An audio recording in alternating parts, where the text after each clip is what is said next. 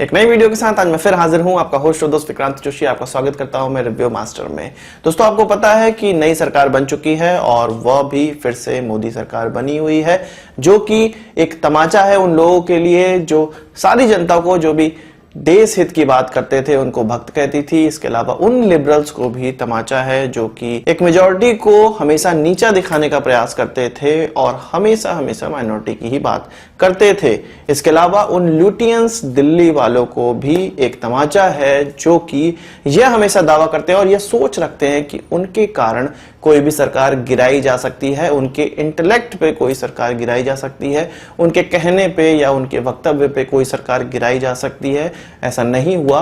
Common जनता ने अपने vote का प्रयोग किया और एक सरकार जो पिछले 5 सालों में अच्छा काम की है, उसकी सरकार हमें फिर से मिली है। अच्छा काम मैं यहां पर कह रहा हूं डिफेंस रिलेटेड। मैं आपको डिफेंस की न्यूज देता हूं और उन न्यूज़ों में आपको यह पता चलता होगा कि कितना ज्यादा काम या कितना डिफेंस को स्ट्रॉन्ग करने का प्रयास मोदी सरकार में हुआ है। इससे पहले मैं चुनाव से पहले मोदी सरकार की कभी तारीफ नहीं करता था, क्योंकि आप सभी को ऐसा लगेगा कि मैं चुनाव के लिए इस प्रकार की चीजें मोदी का गुणगान कर रहा हूं।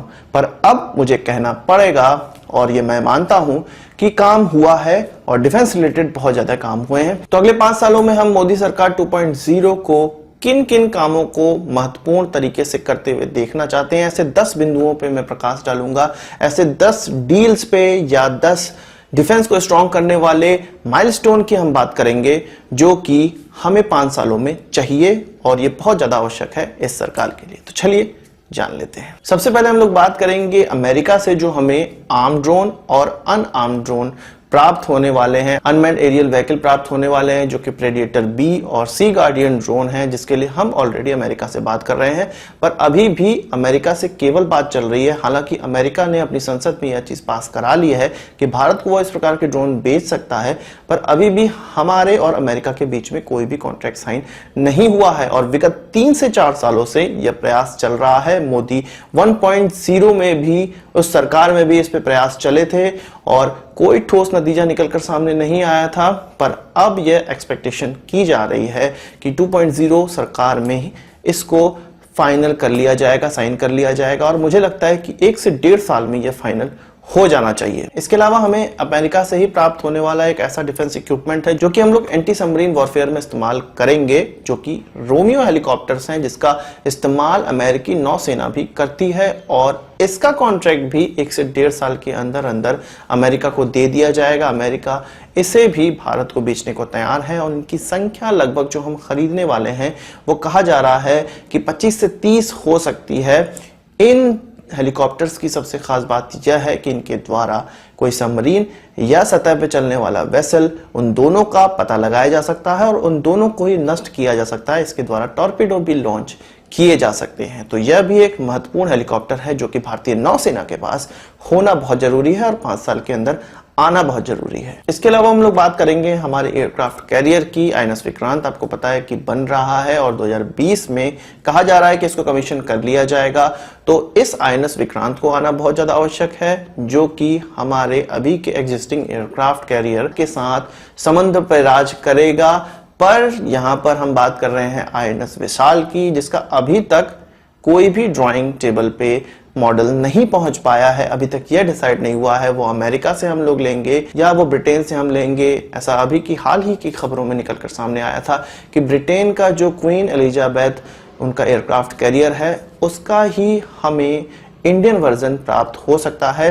पर अमेरिका भी इसके पीछे लगा हुआ है, ब्रिटेन भी इसके पीछे लगा हुआ है। भारत को डिसाइड करना है कि वो किस एयरक्राफ्ट कैरियर को चुनता है और 4 सालों से 5 सालों के भीतर ही यह चुनाव हमें करना पड़ेगा, क्योंकि चाइना अपनी शक्ति लगातार बढ़ाता जा रहा है अपने नेवी की। अगली चीज पे जो हमें ध्यान देना पड़ेगा वो है ब्रह्मोस का एक्सपोर्ट। आपको पता है कि वियतनाम, फिलीपींस आदि देश ब्रह्मोस में बहुत ज्यादा इंटरेस्टेड है और अभी हाल ही की खबरों में निकलकर सामने आया था कि 2019 के अंत में एक खेप किसी ऐसे देश को दी जा सकती है जिसके लिए कॉन्ट्रैक्ट साइन हो चुका है भारत के साथ, ऐसा खबरों में निकलकर सामने आया था। यह डिस्क्लोज नहीं हुआ था कि किस देश को स्पेसिफिकली इसका पहला डिलीवरी दी जाएगी, पर यह जरूर कहा गया था कि 2019 के लास्ट में हम अपने कस्टमर को इसको जरूर डिलीवर करेंगे। वो हमारे मिडिल ईस्ट के देश भी हो सकते हैं या साउथ एशियन देश भी हो सकते हैं, कोई भी देश हो सकता है। हम जानते हैं कि कतर भी इसको खरीदना चाहता है, और इधर हम लोग फिलीपींस और वियतनाम की भी बात करते हैं तो वो भी इसको खरीदना चाहते हैं। इसके अलावा लैटिन अमेरिकी देश भी इसको खरीदना चाहते हैं। तो किन्हीं भी देशों को इसकी पहले डिलीवरी हो सकती है 2019 से पहले। तो यह भी मोदी सरकार की बहुत ज्यादा प्रायोरिटी होनी चाहिए कि ब्रह्मोस का ज्यादा से ज्यादा एक्सपोर्ट करे, ताकि चाइना को रोकने में हमें आसानी हो। इसके अलावा एंटी टैंक गाइडेड मिसाइल हम लोग डेवलप भी कर रहे हैं और स्पाइक मिसाइल्स भी खरीदने का सोच रहे थे। हालांकि इंडियन आर्मी ने इसका कंटिजेंसी परचेज किया है, बहुत जल्दीबाजी में परचेज तो की है, पर फिर भी इसकी उतनी संख्या नहीं खरीदी जा रही जितना कि हमें भारतीय आर्मी में इसकी आवश्यकता है। हम जानते हैं कि डीआरडीओ इसको ऑलरेडी डेवलप कर रहा है, पर अभी हमें इजरायली इस प्रकार के एंटी टैंक गाइडेड मिसाइल भी खरीदने ही पड़ेंगे, क्योंकि उनकी संख्या बहुत ज्यादा हमें आवश्यक है। अगर हम डेवलप भी कर लेते हैं 1 से 2 सालों में, तो उसका प्रोडक्शन करने में हमें 3 से 4 साल लग जाएंगे।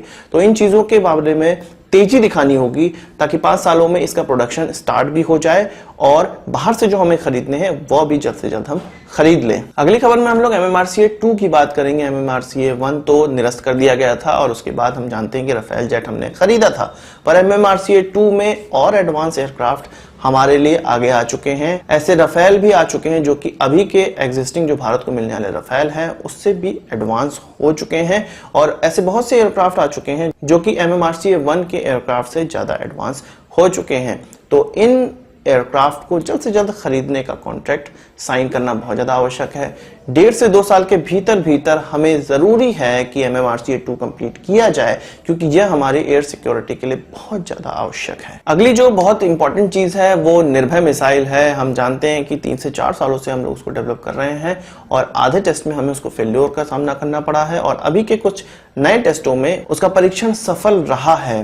पर जल्द से जल्द हमें इसका ट्रायल अपने मानिक इंजन के साथ करना पड़ेगा, जो कि हमारा इंडिजिनस इंजन है, और इसके बाद ही इसको तेजी के साथ हम लोग प्रोडक्शन में डाल सकते हैं, जो कि आगे के 5 सालों के लिए बहुत बड़ा लक्ष्य कहा जा सकता है अब नई सरकार के लिए। और इसको प्राप्त करना बहुत ज्यादा आवश्यक है, क्योंकि हमें ऐसे सबसोनिक क्रूज मिसाइल की बहुत ज्यादा आवश्यकता है जो कि 1.5 से 1000 किलोमीटर तक मारक क्षमता रखती हो। आप जानते हैं कि हम लोग रुस्तम ड्रोन भी डेवलप कर रहे हैं और डीआरडीओ इसके एडवांस स्टेज में पहुंच चुका है, पर अभी भी यह ड्रोन इस कैपेबिलिटी में नहीं आया हुआ है कि उसका प्रोडक्शन किया जा सके। हालांकि यह जरूर खबर निकल कर आई थी कि 2019 के अंत तक आर्मी एयरफोर्स को इस प्रकार के ड्रोन सौंप दिए जाएंगे, ताकि वो इसका ट्रायल कर सके, यूजर ट्रायल कर सके, और उसके बाद इसका प्रोडक्शन किया जा सके, मास प्रोडक्शन किया जा सके, जिसमें कि 1.5 से 2 सालों का समय लग सकता है। पर हमने जैसा देखा है कि इस प्रोजेक्ट में बहुत ज्यादा डिले हो चुका है, तो फर्दर डिले ना हो, 1.5 से 2 सालों में इसको कंप्लीट कर ही लिया जाए, इसका मास प्रोडक्शन स्टार्ट कर लिया जाए।